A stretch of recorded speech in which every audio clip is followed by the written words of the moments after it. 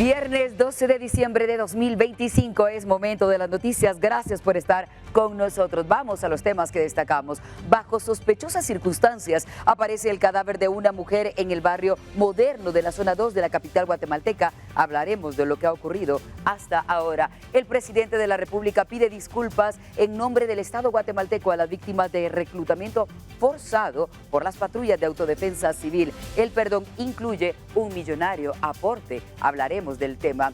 Y católicos llegan a la Basílica de Guadalupe este 12 de diciembre, continuando con la tradición del festejo a la patrona mexicana, que también es celebrada en territorio guatemalteco. Y en otros temas, los ingenieros que construyen la infraestructura para generar inteligencia artificial ocupan la portada de la revista Times, una de las publicaciones más llamativas con personajes del año. Hablaremos del tema. Gracias por estar del otro lado de la pantalla. Es momento de ponernos al día de lo que pasa en Guatemala y el mundo. En nombre de todo el equipo, bienvenidos. Les saluda Elsa Mariana García. Comenzamos.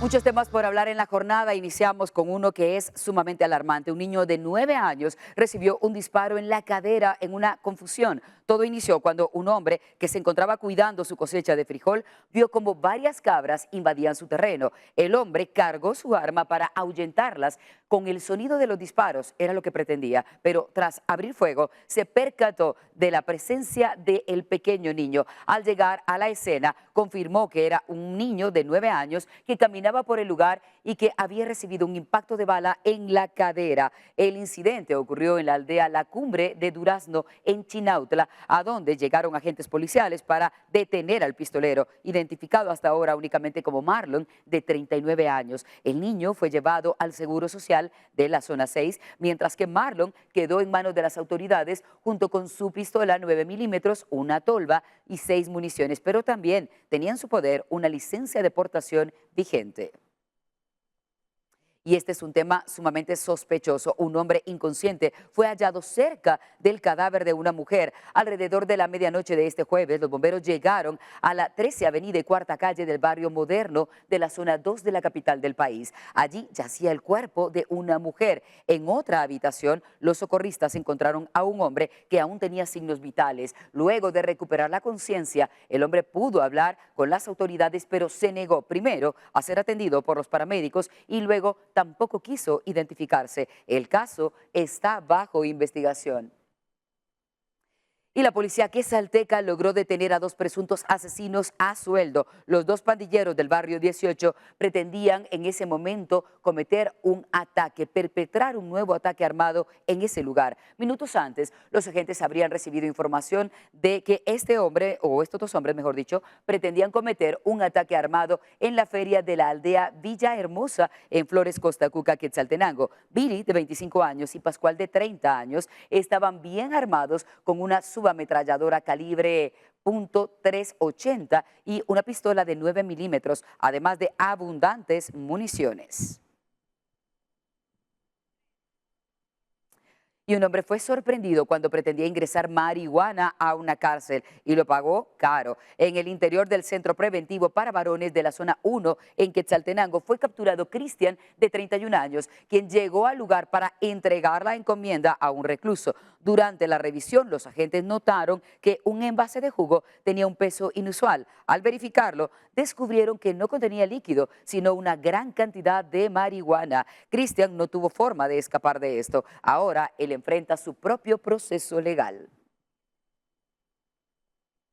Capturada es eso lo que pasó con una mujer, y es que detenía un cargamento. Esto fue cargamento en menudeo en Zacatepeques. Allí incautaron armas, droga y dinero, además de teléfonos celulares. Agentes antinarcóticos capturaron a Sharon, de 19 años, en el kilómetro 26 de la ruta interamericana en San Lucas, Zacatepeques. Durante el operativo antidrogas, allí mismo encontraron 221 bolsas pequeñas con marihuana, pero también 4 bolsas grandes con el mismo producto ilícito. Además, hallaron 75 cápsulas de cocaína, 100 colmillos con cocaína adicional, 195 piedras de crack, 9.636 quetzales en efectivo y una pistola sin licencia. Además, lo que ya es usual, una balanza electrónica y 8 celulares. Sorprendentemente, en el inmueble también se localizó a una niña de 3 años que era hija de la detenida y a una adolescente de 16, quienes quedaron bajo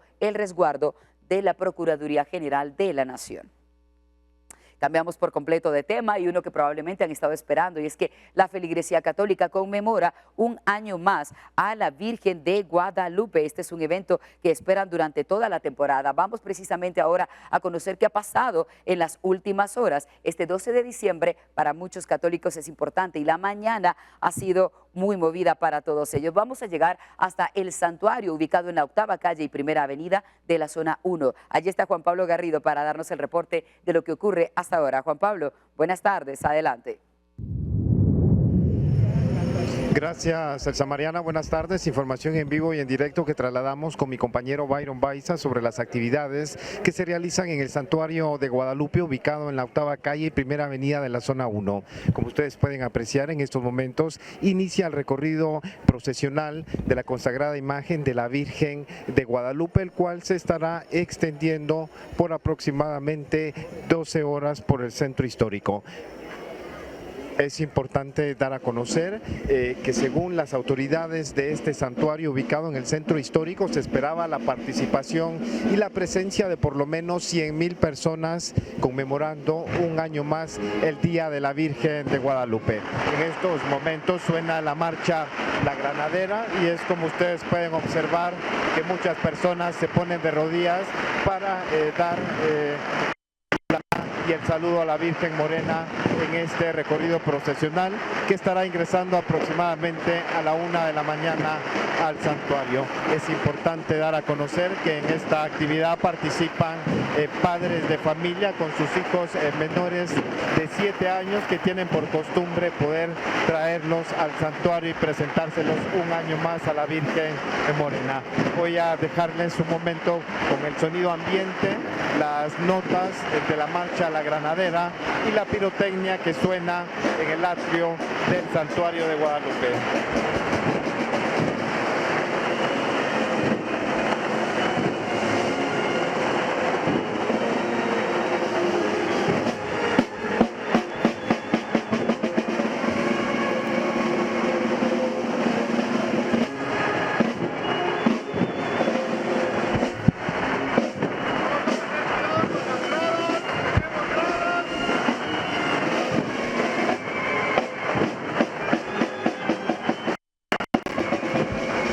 Elsa Mariana, esta es la información que podemos trasladar con mi compañero Byron Baiza relacionado a la conmemoración de la Virgen de Guadalupe.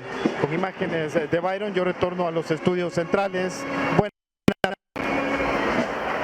Gracias, Juan Pablo. Y esto también, además de que puedan disfrutar de esto, es una alerta para que tengan precaución al transitar cerca de iglesias católicas, ya que hay muchas actividades relacionadas con este tema. A propósito, este 12 de diciembre se conmemora el Día de la Virgen de Guadalupe, como les hablábamos hace un momento, y esto ocurre en el santuario, especialmente en el santuario de la zona 1. Allí se realiza una serie de actividades en honor a la Virgen Morena y una de ellas es la visita de miles y miles de niños acompañados de sus padres, además de la tradicional procesión que recorre el centro histórico con la consagrada imagen de la Virgen de Guadalupe. De acuerdo con los colaboradores de la iglesia, los puntos de referencia serán los siguientes. Mucha atención, la salida está prevista a las 13 horas, es decir, recién inició. Santa Catalina, 14:30 horas, mientras que la Catedral Metropolitana, 15 horas, San Sebastián, 17:15 y el Parque El Sauce a las 21 horas para retornar al santuario aproximadamente a la 1 de la mañana del sábado.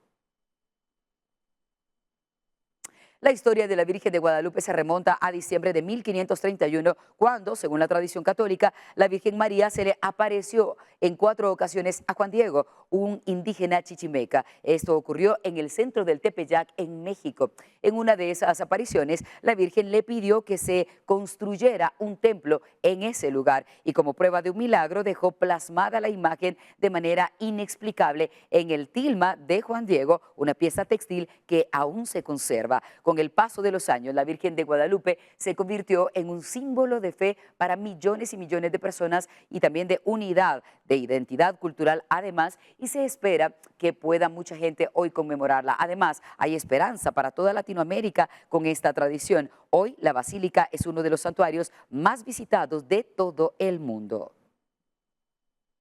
Y familias retaltecas asistieron desde muy temprano este viernes a la iglesia de San Antonio Padua en Retaluleu para conmemorar precisamente la aparición de la Virgen de Guadalupe en 1531. Victoria Ruiz nos cuenta un poco más de cómo ha transcurrido esta tradición allí mismo. Vamos contigo, adelante Victoria.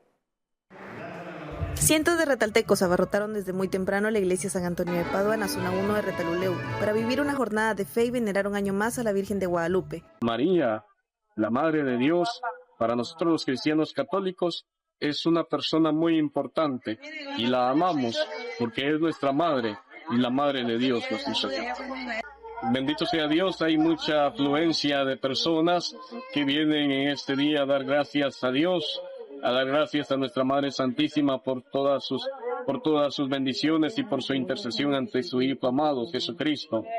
Padres de familia acompañados de sus hijos vestidos con trajes típicos y devotos llegaron hasta la imagen colocada en el interior. Pues fíjate que mi devoción a la Virgen viene por un favor que le pedimos, que es la vida de mi hija. Ella es un milagro. Y desde entonces estamos al servicio de ella y con la fe puesta en ella, que ella intercede ante el Padre por todos nosotros. Después de las mañanitas a la morena y la misa, los pobladores aprovecharon para tomarse fotografías y degustar de un desayuno gratuito en el atrio de la iglesia. En primer lugar, soy católica, mis padres son muy devotos de la Virgen de Guadalupe y es una tradición que llevamos siempre. Todos están muy unidos, pues hay compañerismo y muy devotos también. 5 Eucaristías están programadas con una afluencia de más de 8,000 feligreses y concluirá con el cortejo procesional. Desde Retaluleu reportó Victoria Ruiz. Diputados del Congreso han citado a las autoridades de Gobernación y de Defensa Nacional para explicar la respuesta del Estado ante la irrupción de grupos narcotraficantes al país el pasado lunes, que generaron, como saben, enfrentamientos en nuestra frontera occidental. Oscar Vázquez tiene detalles de lo que ha ocurrido hasta ahora. Hola Oscar, buenas tardes, adelante.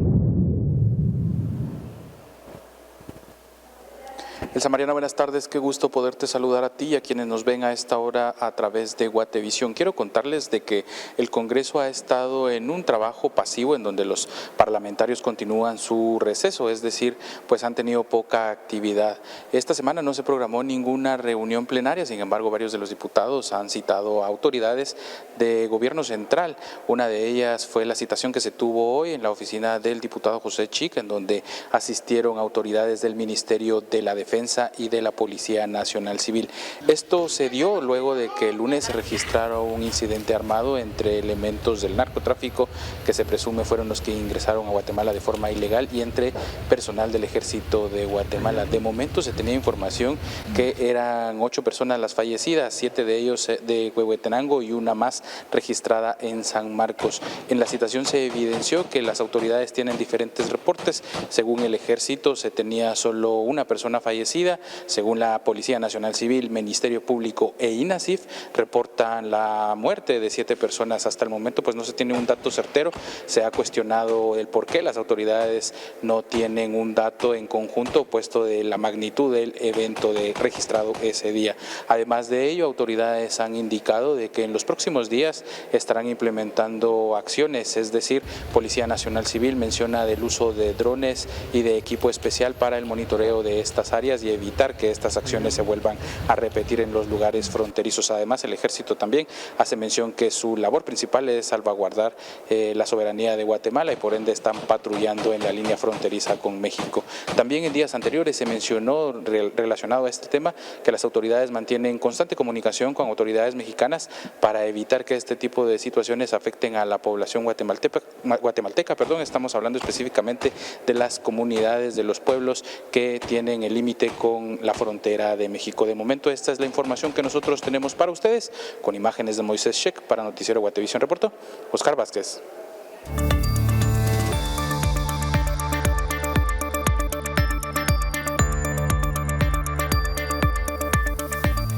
Y en más temas de la jornada, un presunto atacante de mujeres fue arrestado este día. Todo ocurrió en la zona 4 de la cabecera departamental de Retaluleu, en donde fue capturado Víctor, de 38 años, alias El Celoso. Agentes policiales han explicado que tenía vigente una orden de captura por violencia contra la mujer. De acuerdo con otros registros policiales, El Celoso también tenía antecedentes por el mismo delito en años anteriores. Tras ser capturado, fue llevado a los juzgados.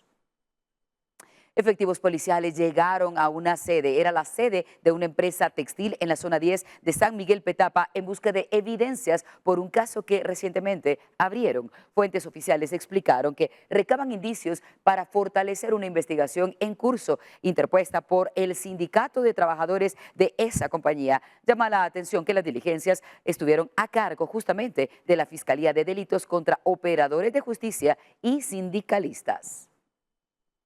Y bomberos llegaron a la aldea llamada Saré en Huité, Zacapa, para atender otra emergencia. En este lugar encontraron a una mujer que había sido víctima de un accidente. Ella aparentemente conducía su motocicleta cuando todo ocurrió. Los socorristas la evaluaron y determinaron que ya había fallecido, por lo que decidieron inmediatamente notificar a las autoridades. La víctima quedó a un costado de la motocicleta. Hasta el momento no ha quedado claro qué fue lo que ocurrió y tampoco su identidad.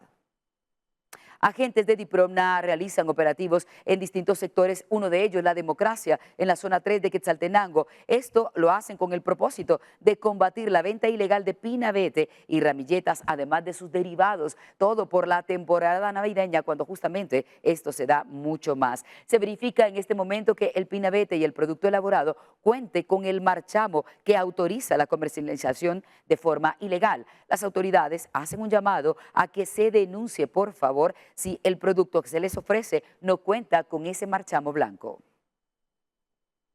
Un incendio estructural en la colonia 1 de Julio de la zona 5 de Misco movilizó la madrugada pasada a los bomberos municipales, quienes lograron en ese momento controlar el fuego y evitar a que se propagara. Avenida y 14 calles de la colonia 1 de Julio, esto en la zona 5 del municipio de Misco, se ha originado un incendio, el cual no se sabe cuál es la causa. Elementos del cuerpo de bomberos municipales, su prioridad ha sido buscar posibles víctimas dentro de este inmueble. Afortunadamente, todas las personas ya habían evacuado y se habían puesto en un lugar seguro. Pero el fuego logró avanzar por varias habitaciones de este domicilio, siendo posteriormente controlado por nuestros elementos utilizando mangueras de alta presión para poder evitar que este se extendiera a las viviendas aledañas. Hasta este momento nos encontramos en la fase de liquidación. Hemos controlado el paso del fuego, evitando así un desastre mayor. Y vamos ahora con la información de un accidente de tránsito que se registró durante la madrugada en el kilómetro 36 de la ruta del Atlántico y que dejó como saldo una persona fallecida. El piloto de una grúa quedó atrapado entre los hierros de la cabina y fue necesario utilizar equipo de extracción para recuperar su cuerpo. Al lugar también acudieron bomberos municipales departamentales de San Antonio La Paz y el fiscal, que en ese momento dijo que tenía que coordinar toda esta emergencia. Se dio aviso a las autoridades para tramitar lo necesario.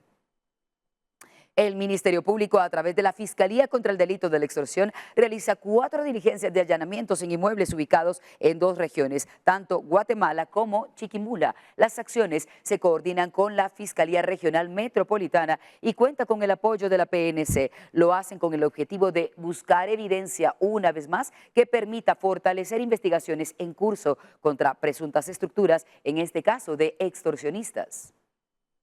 Y la Fiscalía contra el Delito de Femicidio, con sede central, realiza una diligencia de allanamiento en coordinación con la Fiscalía Regional Metropolitana y lo hacen con el apoyo de oficiales. Las acciones se desarrollan en 29 inmuebles ubicados en distintos municipios. Entre ellos podemos mencionar Fraijanes, Villanueva, Chinautla y San José Pinula, todos del departamento de Guatemala. Buscan, dicen, inspeccionar y también secuestrar evidencia que permita fortalecer otro tipo de investigaciones, en este caso por muertes violentas de mujeres.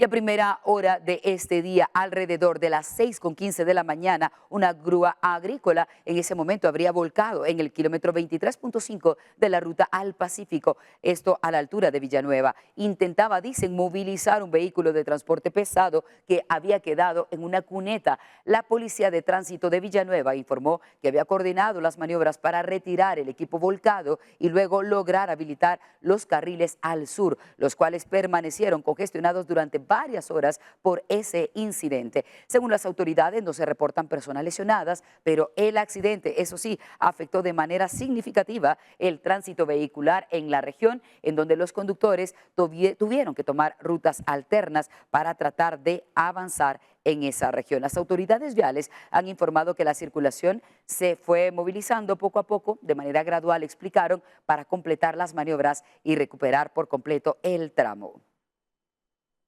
Y vamos ahora a otros temas. En las primeras horas del día, la Policía Municipal de Tránsito de nuevo de Villanueva confirmó que, aunque ya habían retirado la grúa volcada que recién mencionábamos, un camión encunetado en el kilómetro 23.5 en esa ruta había dificultado la movilidad. Según fuentes oficiales, la grúa, que estaba reubicando separadores viales, presentó fallas mecánicas y bloqueó un carril en dirección a la capital, generando, como ven, un tráfico más congestionado del tradicional. La PMT informó que el tránsito fue lento hacia el sur desde la calzada Raúl Aguilar Batres y los agentes trabajaron para agilizar el desplazamiento de los conductores. En la ruta al Atlántico también se reportó una movilidad bastante lenta a la altura del kilómetro 32, en donde formaron largas filas de automóviles para avanzar en el sector. Además, los bomberos municipales departamentales reportaron que durante la madrugada hubo un accidente en el kilómetro 36 de ese mismo sector,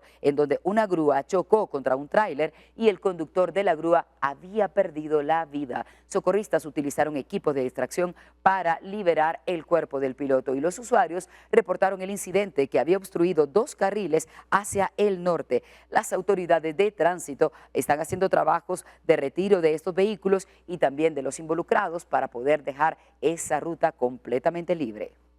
Los retaltecos continúan participando con mucho entusiasmo en las actividades de la feria titular en honor a la Inmaculada Virgen de Concepción, y cientos de familias se concentraron en ese lugar principal para las calles y todo ese sector de retaluleo tan importantes. Ellos están tratando de disfrutar del tradicional desfile hípico. El recorrido fue organizado por la Asociación de Ganaderos del suroccidente de Guatemala y participan jinetes y ejemplares provenientes de al menos 30 haciendas de la región, quienes mostraron los caballos de alta escuela, brindando un espectáculo atractivo para vecinos y visitantes. La actividad es encabezada por las autoridades locales, además de las reinas de la feria, quienes saludaron al público durante el recorrido. Es un desfile familiar para que todos miembros de familia, con niños, grandes, chiquitos, vengan, disfruten, tengan un buen día. Participan caballos de alta escuela, caballos de vaquería, caballos que tienen en el jardín de su casa, los caballitos del kiosco. Es un evento muy bonito. Llevamos aproximadamente 35 años. En el caso mío personal, llevo 30 años de organizarlo y de sacarlo. Vienen desfilando pues todos caballerangos, caballistas también, y todos de diferentes haciendas de toda esta zona del suroccidente de Guatemala. Contentos porque un gran desfile tremendo. He estado caminando por todas las calles de Retaluleo, acompañando también unas carrozas que vienen por ahí, donde vienen guapas reinas. En otros temas, el Estado de Guatemala realizó el discurso de disculpas públicas por la condena internacional por violaciones a los derechos humanos cometidas durante el conflicto armado interno. Se trata del caso Pérez Lucas y otros más, que se documenta, y también la incorporación forzada de gente indígena de distintas regiones a patrullas de autodefensa civil. Vamos a enlazar ahora mismo con María Paula, que tiene detalles de esto. Hola María Paula, buenas tardes, adelante. Muy buenas tardes, Elsa Mariana. Me encuentro en el Palacio Nacional de la Cultura, donde se realizó un acto de disculpas públicas, un dictamen por la Corte Interamericana de Derechos Humanos por el caso Pérez Lucas y otros versus Guatemala. El caso se remonta al conflicto armado interno y documenta cómo el Estado obligó a hombres indígenas mayas, principalmente del pueblo quiché, a integrar las patrullas de autodefensa civil conocidas como PAC. En mi calidad de presidente constitucional de la República, y de representante del Estado, pido disculpas públicas a las y los familiares de Agapito Pérez, de Nicolás Mateo, de Macario Pu y de Luis Ruiz por su desaparición forzada y a sus familiares por la posterior denegación de justicia. Que quede claro que esta disculpa pública implica fundamentalmente un compromiso de no repetición. A quienes hemos asumido la responsabilidad de administrar el Estado, nos corresponde tomar las medidas necesarias para reparar el daño ocasionado, para aliviar el dolor de las víctimas y de sus familias, pero sobre todo para asegurar que nunca más el gobierno use la fuerza en contra de quienes ejercen sus derechos y trabajan por el bien común. Una de las acciones que desarrollará el gobierno es un plan de búsqueda de personas desaparecidas por el conflicto armado interno. Con imágenes de José Sánchez, reportó Paula Carranza.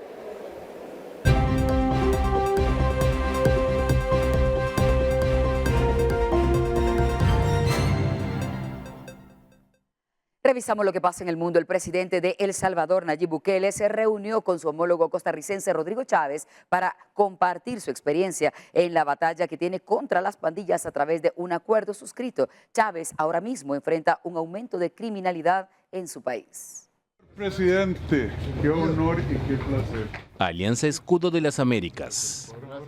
Así se denomina un acuerdo firmado el jueves por los presidentes de El Salvador, Nayib Bukele, y de Costa Rica, Rodrigo Chávez, quienes esperan que se sumen otros países de la región.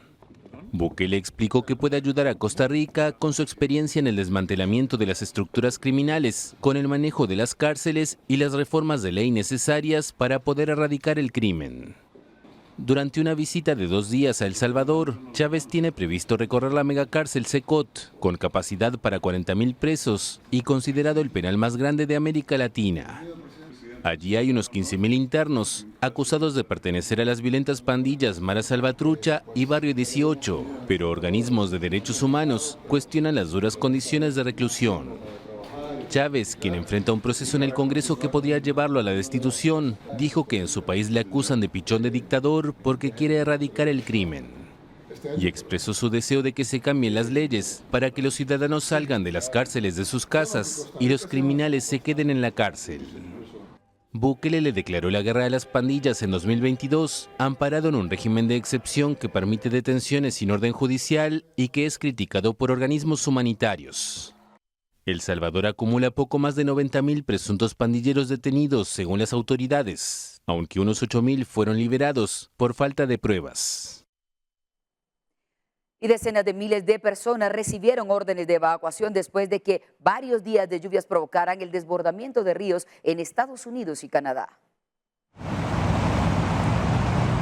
Evacuaciones masivas en Estados Unidos y Canadá en medio de inundaciones. Las tormentas han azotado durante varios días el estado de Washington al noroeste del territorio estadounidense y la Columbia Británica al otro lado de la frontera. Se ha pedido a los habitantes del sur de Seattle y Tacoma que abandonen sus hogares, mientras muchas tierras de cultivo ya están inundadas y zonas pobladas se encuentran peligrosamente cerca. Los meteorólogos dijeron que un río atmosférico proveniente del Océano Pacífico ha descargado más de 25 centímetros de lluvia en algunos lugares. Las lluvias torrenciales disminuyeron el jueves, pero se esperaba que los efectos secundarios persistieran a medida que los grandes volúmenes de agua se abrían paso a través del sistema fluvial.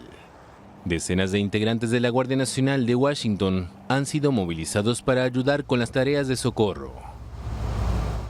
Y Tyler Robinson, acusado de asesinar al activista político Charlie Kirk, compareció este jueves ante un tribunal en Estados Unidos por primera vez. El crimen, como recordarán, ocurrió el pasado 10 de septiembre en el campus de la Universidad de Utah. El hombre acusado de asesinar al activista político de derecha Charlie Kirk compareció el jueves por primera vez en persona ante un tribunal estadounidense. Tyler Robinson, de 22 años, se mostró sereno mientras los abogados debatían asuntos de procedimiento en lo que se perfila como uno de los juicios más seguidos del país. Vestido con camisa clara y corbata, Robinson evitó el uniforme penitenciario por decisión previa del juez. El caso ha generado una intensa polarización desde el asesinato de Kirk, ocurrido en el campus de una universidad en Utah, un hecho que desató indignación entre sectores conservadores y llevó al presidente Donald Trump a advertir sobre una ofensiva contra la izquierda radical. Tras una búsqueda intensa, Robinson fue detenido un día después del ataque, cuando su familia lo convenció de entregarse tras reconocerlo en fotografías difundidas por la policía. El acusado se enfrenta a la pena de muerte si es declarado culpable del asesinato. Según las autoridades, Robinson disparó desde la azotea de un edificio frente al campus, motivado por las opiniones del influyente activista. La investigación incluye mensajes de texto con su compañero de piso, descrito como un varón biológico en proceso de transición de género, en los que Robinson habría dicho estar harto del odio de Kirk. Charlie Kirk, padre de 2 hijos, utilizó sus audiencias en TikTok, Instagram y YouTube para generar apoyo a sus argumentos conservadores, que incluyen una fuerte crítica al movimiento por los derechos de las personas transgénero. Gracias por continuar con nosotros. Las autoridades y familiares, además de amigos y representantes de diversos sectores de la sociedad retalteca, rindieron un emotivo homenaje póstumo al profesor Marco Polo Villatoro Alvarado, de 83 años, destacado periodista, docente y exalcalde municipal de Retaluleu. Antes de ser trasladados sus restos mortales al Camposanto, se llevó a cabo un acto en el que fue reconocida su trayectoria al servicio del municipio. Durante el homenaje se recordó también su incansable labor en el ámbito del periodismo, su compromiso con la educación y su desempeño como jefe edil durante el periodo 1986-1990, caracterizado por su cercanía con la población y un enfoque, debo decir, en el desarrollo local. El tributo reunió a autoridades locales, como pueden ver. Al concluir el homenaje a Marco Polo Villatoro, los lugareños le acompañaron sus restos hacia el cementerio general de Retaluleu. Personaje muy importante que está perdiendo ahorita el pueblo, ¿verdad? Una gran persona, periodista, maestro, fue alcalde de nuestro pueblo también. Y hay mucho que decir de él, ¿verdad? Fue una gran persona. Y fue un gran amigo, muy entusiasta para todas las reuniones, brindó el apoyo a natación, maratón, levantamiento de pesas, box, ciclismo, básquetbol, fútbol. Realmente nos apoyó en el ciclismo. Nuestro sentido pésame para los retaltecos. Y en Guatemala, el cambio climático ya ha modificado la forma de vivir, de sembrar y hasta de migrar. Mientras que algunas zonas del país se secan, otras se inundan. La llamada frontera seca ahora también se extiende de forma borrosa y acelerada. En medio de esta realidad, algunas comunidades han aprendido a cosechar el agua para sobrevivir.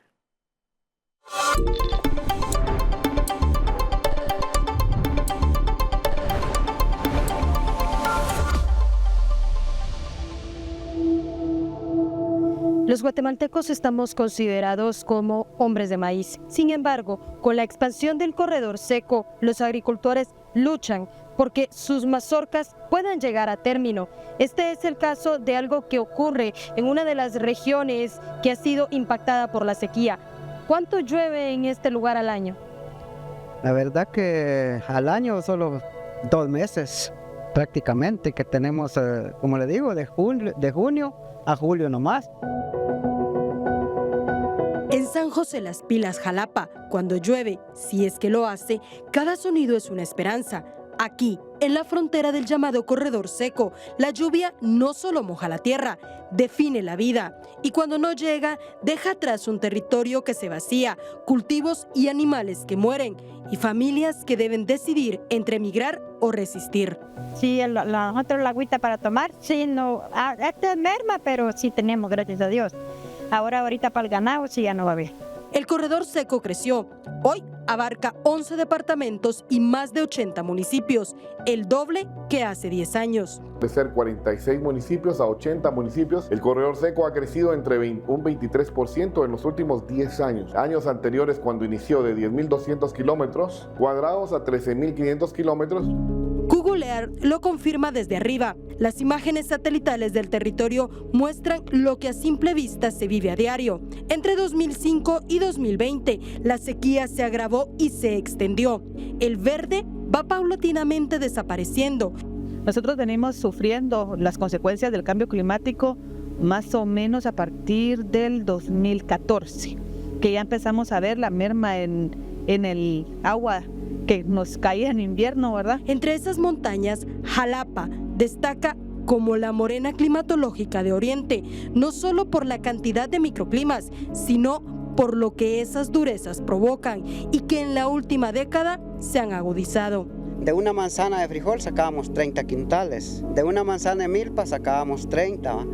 Y hoy la verdad que de una manzana estamos recogiendo 1 o 2 quintales porque no se da. En Jalapa, en 2025 se registran ya 253 niños con desnutrición aguda, una tasa del 58.1% por cada 10.000 habitantes y con un fallecimiento confirmado por el Ministerio de Salud. 2 municipios tienen las tasas más altas. San Luis Jilotepeque reporta 59.8% de los casos por cada 10.000 habitantes y San Pedro Pinula el 38.1%. En ambos, el agua es poca, cara e irregular. Las cosechas se pierden y los alimentos se encarecen. San José Las Pilas, aldea de San Luis Jilotepeque, tiene una característica particular. Está en medio de la ruta departamental Jalapa 1, que conecta con Jutiapa y Zacapa, pero está olvidada por el Estado. Aún es de terracería. En medio de esa escasez, una joven de 27 años decidió actuar. Merlin Sandoval recoge la única fuente confiable que le queda, el agua de lluvia, desde el techo de su casa, con la que también hace acuicultura. Y se aprovecha el agua al máximo para hacer los recambios de agua, ya que escasea el invierno a veces y en el verano cuesta mantener un poquito el oxígeno de los peces. Con el apoyo del MAGA, la FAO y el gobierno de Suecia han instalado captadores de agua. Hoy reproduce tilapia, cuya libra se vende entre los 19 y 25 quetzales. Ya que yo aquí puedo vender mi pescado en mi comunidad y es un pescado que se sabe que está alimentado básicamente de plantas nutritivas y que está sano. A unos 300 metros vive Ricardo Alfonso Ramírez, un agricultor de 57 años. Camina su parcela como quien visita a un enfermo.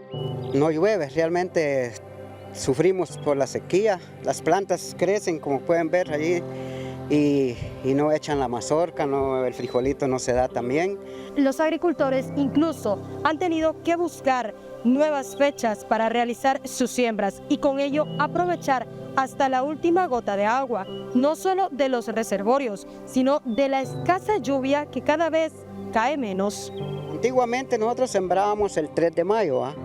Que la verdad ya el 4 que decíamos nosotros empezaba a llover, entonces aprovechaba mayo, junio y julio que había invierno, ¿eh? Ya la segunda cosecha venía septiembre, octubre y noviembre que llovía, o ya no, como el agua potable no permite que uno acapare agua bastante, ¿eh? Porque como apenas alcanza para la comunidad por los años de sequía que siempre han habido. La FAO impulsa macrotúneles y reservorios de hasta 80 toneladas. Un solo cosechador puede sostener un huerto familiar de 25 metros cuadrados, pero su costo es de 9.000 quetzales, imposible para quienes viven en extrema pobreza. Ellos incluso registran en libros la realidad del cambio climático y su impacto. Pues la cantidad de agua que nos ha llovido pues, ha sido alrededor de 300 mililitros. ¿Versus cuánto que antes podían incluso tener? Estamos hablando de 1.200, 1.500 mililitros de agua. Con las llegadas de algunas tormentas tropicales o depresiones tropicales, nos ha pasado que nos cae toda la cantidad de agua en 2-3 días. Los cosechadores de agua son grandes reservorios que parecen piscinas elevadas. Están conectados a una tubería que recolecta el agua de lluvia desde los techos. Además, tienen un sistema de riego por goteo, pero no es suficiente. Esto les da agua para 3 meses como máximo, dejándolos hasta 6 sin el vital líquido. Ya los jóvenes son pocos los que son realmente interesados en la agricultura. Ellos ya no quieren, ya no quieren sembrar, digámoslo así, buscar las estrategias, porque recordemos de que podemos vivir sin cualquier cosa, pero no podemos vivir sin alimento. El agricultor, el campesino es la persona más indispensable realmente dentro de la sociedad. El estudio de Oxfam, Mojados por la sequía, confirma esa tendencia. En 26 municipios evaluados, el 7.4% de los hogares tiene al menos un miembro que ha migrado, principalmente hombres con el 64%. Las mujeres mayormente migran dentro del país, con un 86.5%, empujados por los roles de cuidado. Mientras la niñez migrante ya representa el 15% del total y un 3% migra no acompañada. El que se queda aquí sujeto a solo sacar nada más para seguir comiendo nada más, pero dinero no hay cómo entre al bolsillo. La evaluación de seguridad alimentaria de Oxfam también advierte: 234.000 personas requieren asistencia humanitaria, de las cuales 30.000 enfrentan inseguridad alimentaria severa. Si se extrapola a los 82 municipios del corredor seco, al menos 556.000 personas y unos 109.000 hogares necesitan ayuda alimentaria. La sequía no solo amenaza cultivos, amenaza todo tipo de vida. Hay una biodiversidad silenciosa que depende de este ecosistema. El propio bosque seco tiene una función de retención de humedad para las poblaciones que viven en ese lugar. O sea, desaparecer el bosque seco es desaparecer el agua. Otro de los mayores riesgos es la desaparición de especies clave como los polinizadores. Tiene un riesgo bien grande en el cambio climático, porque si desaparece una especie de murciélagos, si desaparece una especie de insectos, está desapareciendo también la probabilidad de polinizar muchos de los alimentos que nosotros comemos. En la población, el impacto se evidencia con la desnutrición crónica, que en el país afecta al 49.8% de los niños, la cifra más alta de América Latina. UNICEF lo describe como una cadena perpetua, y Guatemala pierde más de $3.000 millones anuales por este problema. Según el Ministerio de Salud, hasta la semana epidemiológica 44 de 2025, se registran 19.843 casos de desnutrición aguda en menores de 5 años, entre moderada y severa. También 46 muertes confirmadas por esta causa, mientras otros 66 fallecimientos permanecen bajo investigación. Aún así, aquí nace una generación que está aprendiendo a leer el cielo, a guardar la lluvia y a reinventarse cada año, porque resistir no es una opción, es la única manera de vivir. En el corredor seco, cosechar agua es cosechar el futuro, pero determinar acciones que afronten los meses sin lluvia es mucho más valioso. Acaparo agua para aproximadamente 2 meses nada más, ¿va? De ahí pues otra vez a sufrir. Son 9 meses casi de sequía. La pregunta ya no es ¿cuándo llegará el cambio climático?, sino si el país estará preparado para enfrentar una realidad innegable.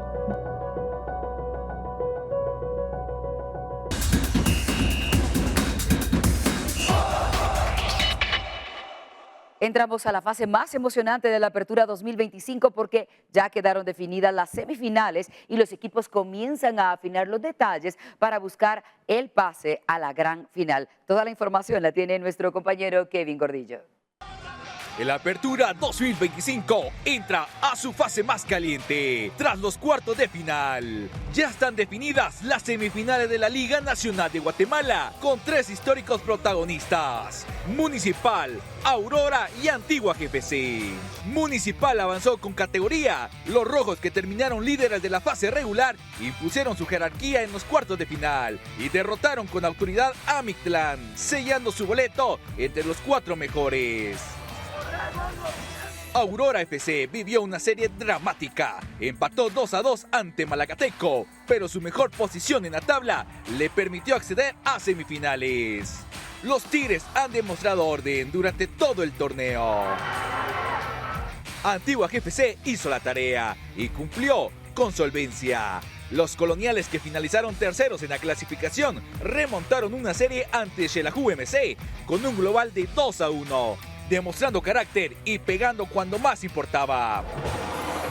Con eso quedaron definidas las semifinales de la Apertura 2025. Municipal versus Achuapa, el líder contra la revelación del torneo. Antigua GFC versus Aurora FC, un duelo equilibrado entre dos equipos de gran momento.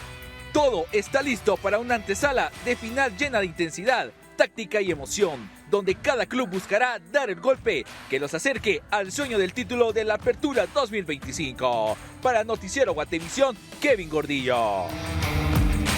Y la revista Time nombró como personalidad del año a los arquitectos de la inteligencia artificial. Lo dicen sobre todo por la infraestructura que han creado. Les consideran que el trabajo que han desarrollado hasta ahora con gran tecnología y también elementos de vanguardia están transformando por completo a la humanidad. La revista Time nombró el jueves como su personalidad del año a los arquitectos de la inteligencia artificial, por considerar que su trabajo en el desarrollo de esta tecnología de vanguardia está transformando la humanidad. Según la revista, Jensen Huang de NVIDIA, Sam Altman de OpenAI y Elon Musk de xAI figuran entre los innovadores que reorientaron la política gubernamental, alteraron las rivalidades geopolíticas y llevaron robots a los hogares. Añadió que la inteligencia artificial emergió como la herramienta más relevante en la competencia entre grandes potencias desde el advenimiento de las armas nucleares. Una de las dos portadas de la revista es un homenaje a la famosa fotografía de 1932 de un grupo de obreros de la construcción durante su descanso en un rascacielos de Nueva York. En la ilustración aparecen el jefe de Meta, Mark Zuckerberg, Lisa Su de la empresa de semiconductores AMD, Elon Musk de xAI, Jensen Huang de NVIDIA, Sam Altman de OpenAI, Demis Hassabis de la división de IA de Google DeepMind, Darío Amodei de Anthropic y por último la experta de la Universidad de Stanford, Fei-Fei Li, considerada la madrina de la inteligencia artificial. Según Time, 2025 fue el año en que la IA pasó de ser una tecnología prometedora a convertirse en realidad. Y fue cuando el uso de ChatGPT más que se duplicó, hasta alcanzar al 10% de la población mundial. La revista también menciona la eliminación de puestos de trabajos debido al reemplazo de personal humano por máquinas. Para elaborar su portada, sin embargo, Time evitó el uso de IA y eligió artistas humanos. ¿Y qué tal? ¿Qué tanto están utilizando la inteligencia artificial en casa? Ojalá pudiéramos tener un robot que nos ayude con los quehaceres. Sin duda agiliza todo lo que tiene que pasar en el hogar. Hasta aquí las noticias. Gracias por acompañarnos. Recuerden el fin de semana mantenerse informados en nuestra pantalla en guatevisión.com y el lunes tenemos una cita a la 1 del día. Hasta entonces.